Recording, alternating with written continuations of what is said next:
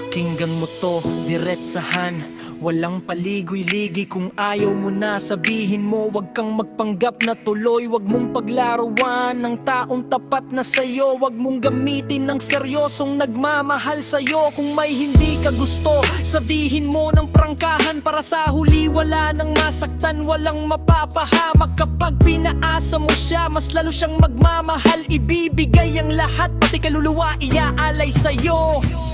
Huwag mo siyang gawing pampalipas oras. Huwag gamitin pang pawala lang ng problema mo. Tao rin yan, may puso rin nasasaktan.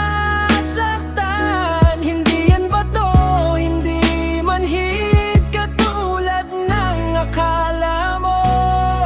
Bihira ka na lang makahanap ng tulad niya.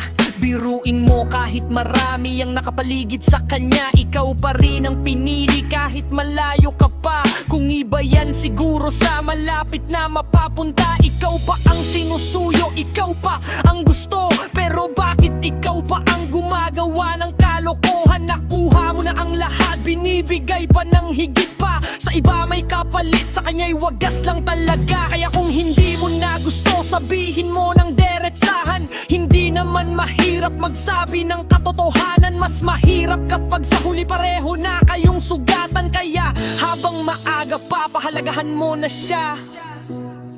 Dahil anong itinanim mo, siya rin ang anihin mo. Anong gawin mo sa kanya, babalik din sa'yo yan. Kaya wag mong sayangin, wag mong paglaruan.